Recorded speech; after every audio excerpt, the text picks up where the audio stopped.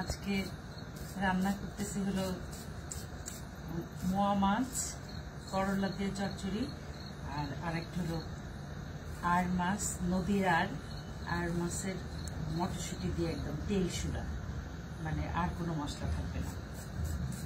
তো পেঁয়াজটা কাটতেছি, তারপরে করলা আলু আগে কেটে ফেলছি, এরপর আমি করলাটা কাটবো।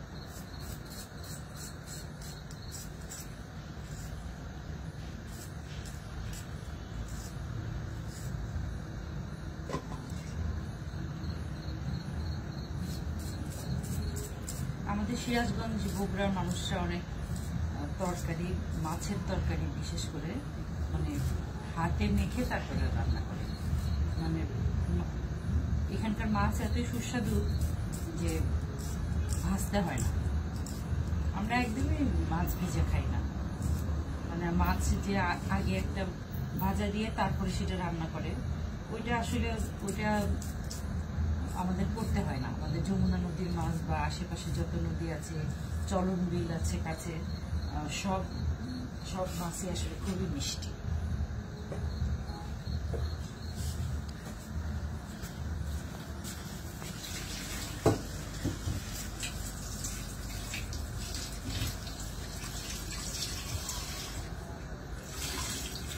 আমার রান্নাঘরটা এখনো গুছায় উঠতে পারি নাই, তখন যখন গোছানো হবে তখন দেখতে নিশ্চয়ই সুন্দর লাগবে।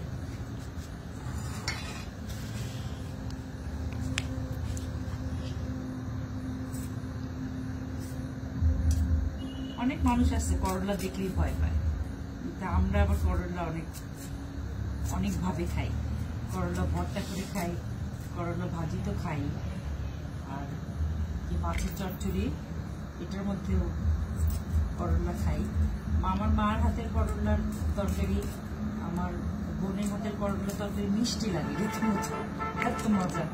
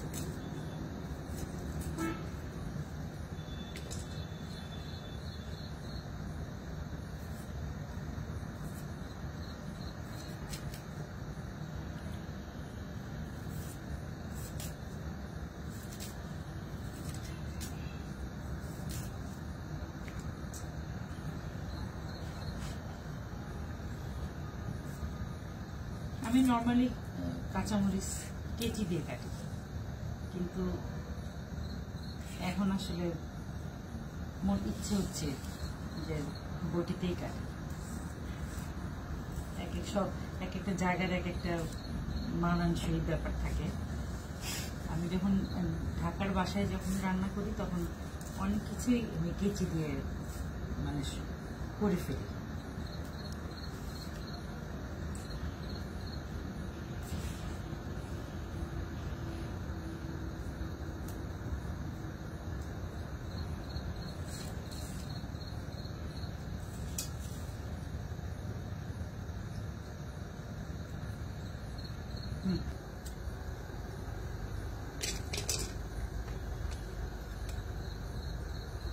আমি বেশিরভাগ সময় কড়াইয়ে রান্না করি। তো আমার এখানে আসার পরে আমি বড় বড় কড়াই নিয়ে আসছি, মাঝারি বা ছোট কড়াই আনা হয় নাই। বগুড়ার আলু আমার তো মনে হয় এত স্বাদ, মানে পৃথিবী বিখ্যাত। এই আলুর ভর্তা, এই আলুর চচ্চড়ি সবকিছুই এত মজা। আমি মরিচটা একটু পরে দিব, আগে একটু মাখায় নেই, নাহলে আচ্ছা আদা বাটা দিব।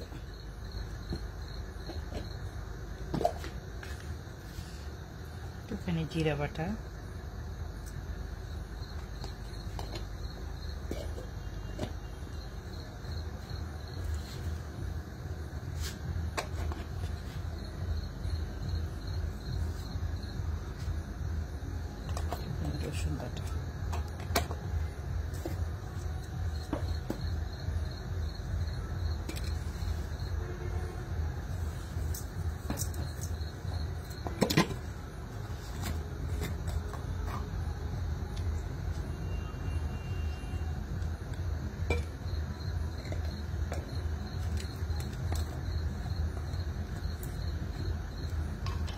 এটা চামচটা আবার কি হলো?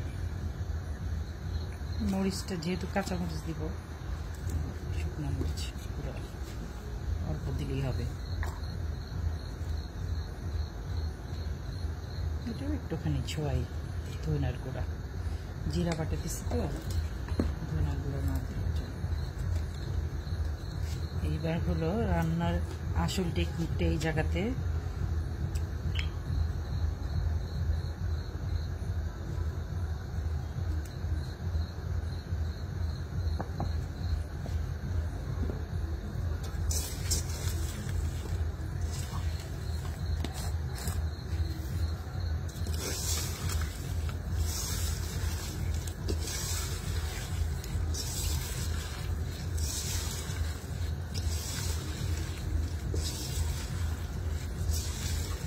মাখতে মাখতেই সবজি থেকে একটা পানি বের হবে, মানে অর্ধেক রান্না হাতের মধ্যে। যে কোনো মাখা রান্না আসলে এই টেকনিকটা অ্যাপ্লাই করে। মা শাশুড়ি ওনাদের কাছে শিখেছি যে হাতের মধ্যে মাখতে মাখতে সবজি থেকে পানি, এই যে পানি বের হচ্ছে কিন্তু অলরেডি পানি বের হবে, তারপরে অল্প একটু পানি দিলেই হবে। এটা একটা মাখার একটা নিয়ম আছে, যেটা জাস্ট এটাকে ভর্তাও করা যাবে না, আবার এটাকে এখান থেকে পানিও বের করতে হবে। যেহেতু আলু, সেহেতু ভর্তা হওয়ার কোনো চিন্তা নাই। আমি এটাতে করলা দিব, করলা একদম সবার শেষে দিব। এখানে একটুখানি পেঁয়াজ বাটা আছে, আমি একটুখানি পেঁয়াজ বাটা দিব।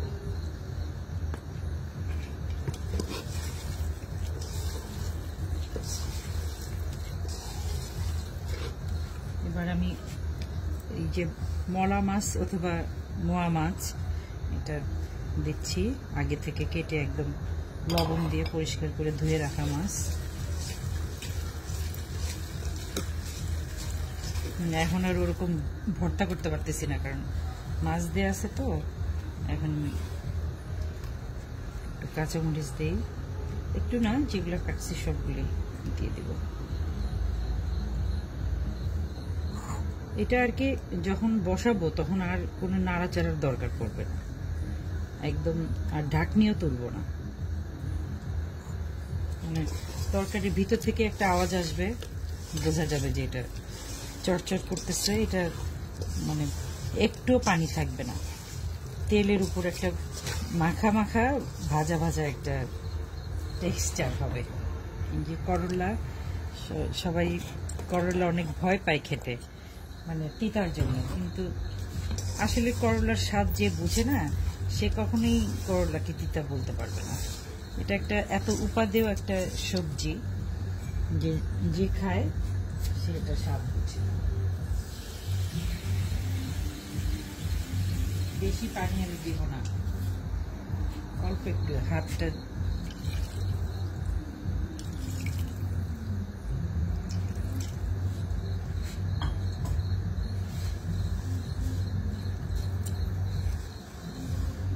এখন এটা আমি চড়ে দিব।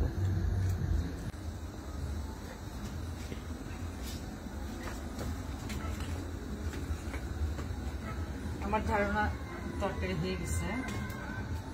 বললাম না যে এটা মানে মুখ ঢাকনাটা খুলতে হয় না, আওয়াজ শুনলেই বোঝা যায় যে তরকারি হয়ে গেছে, আর একটা সুবাস আসতেছে। তারপর আমি আপনাদের দেখাতে পারি আমার করলার চচ্চড়ি।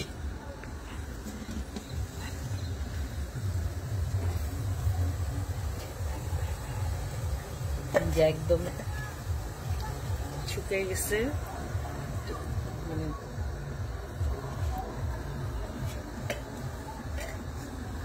গরম ভাতের সাথে আসলে খুবই মানে মধুর চেয়েও মিষ্টি একটা তরকারি।